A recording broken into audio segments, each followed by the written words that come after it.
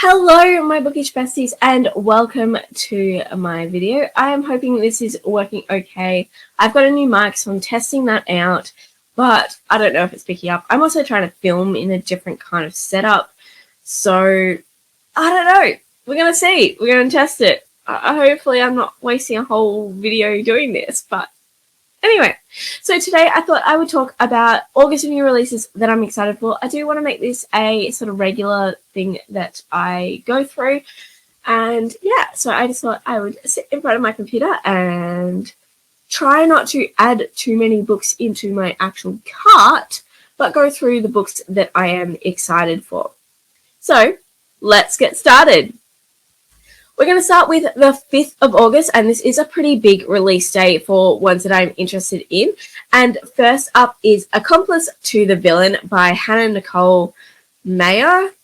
This is the third book in the Assistant to the Villain series. I have not read this series, but I've seen a lot of really good things about it. So I believe that this is the last one to come out. I think it's meant to be a trilogy. I hope it's meant to be a trilogy, because that means I'm now going to binge read it.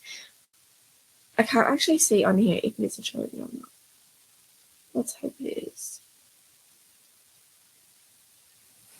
No, it just says it's a third book. Oh, that makes me think it's not. Okay, well, anyway.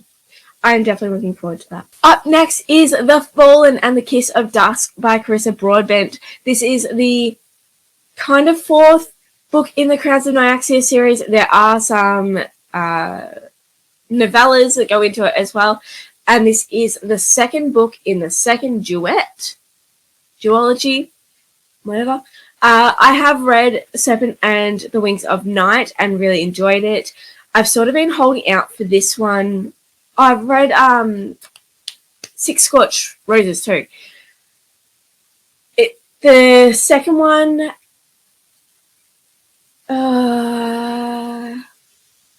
Ashes and the Star Cursed King, I think that's what the second one is. That's been on my TBR for quite a while, but I kind of always get to it and be like, but I want to binge. So hopefully now with this one coming out, it's the perfect time to smash through all of them and really enjoy them, because I did absolutely love the first book. I'm also very sorry for how I sound. I am getting over a chest infection, so I still feel very asthmatic and like heavy chested, so apologies for my voice in advance. The next book that I haven't heard a lot about, but when I was going through the new releases, it sounded really interesting, and that is the Deathless one by Hamm. This is where a princess is murdered at the altar and makes a deal with the god of death for vengeance and to save her people. In the first of a uniquely fantasy trilogy from best-selling author Hamm, Jessamine is raised to be a leader for her people. But when the land is overrun by an incurable plague, she must enter a political marriage to save them all. So it's got a few of those lovely tropes in there, like forced marriages, and also like it's giving me Chosen One sort of vibes, or like yeah, those sorts of things.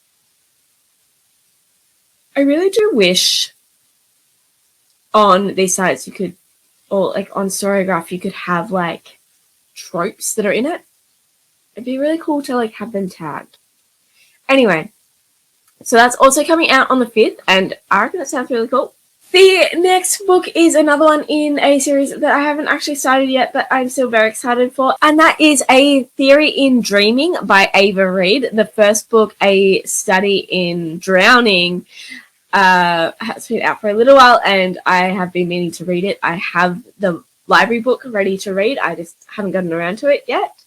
And this is the second book, so I won't go into what it's about, but it sounds really good. I need to get to it, and I cannot wait. The next book that is coming out is technically a republish. It's been picked up by a traditional publisher. So that is The Everking by L.J. Andrews. This was originally self-published and now getting traditionally published. And I cannot wait. I don't know how I feel about the change of colour. I kind of like the green, but I also really liked the darker colours than it was before. But for this one is, they stole his crown, so he stole their daughter. For years, Eric, the sacred king of the Ever Kingdom, has thought of nothing but vengeance against the man who killed his father and trapped him beneath the waves, making him a prisoner of his own realm. Until his enemy's daughter unintentionally breaks the chains on the Ever, and Eric makes her his unwitting pawn in his vicious game of revenge. This is giving me Hades and Persephone's retelling vibes. So I'm hoping that's what it is, because I love a Hades and Persephone's retelling. So, yes, looking forward to this. This is also on quite a few of my yearly challenges, although I've got a feeling I might have to change it off our fantasy, because I think I was using it for a indie published book. No, I think I was using it for part. Actually, I don't remember. I'm gonna have to look at that though. But anyway, I'm very excited to be able to get my hands on this. And then the last book for the 5th is another one that I haven't heard too much about, but sounded really interesting when I was going through the list. And that is Mistress of Bones by Maria Z. Medina. And for this one, it is an epic and romantic debut for adventure and fantasy, where a necromancer is trained to resurrect her sister, gets embroiled in bigger, world-ending plans instead. It's been thousands of years since the gods lifted the continents into the air so humanity could thrive, chaining the lands down to their bones and turning them into anchors. Interesting. So, yeah, this one sounds really cool, like with different gods and everything, as well as, I don't know, it'd just be interesting to read a debut too. It's slow burn enemies to lovers' tension.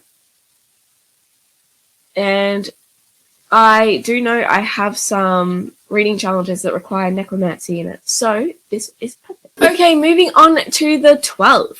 We have another one that's been picked up for traditional publishing, and that is Dream by the Shadows by Logan Karlie? Maybe Karlie. And the description of this one is: enter the perilous realm of the Shadowbringer,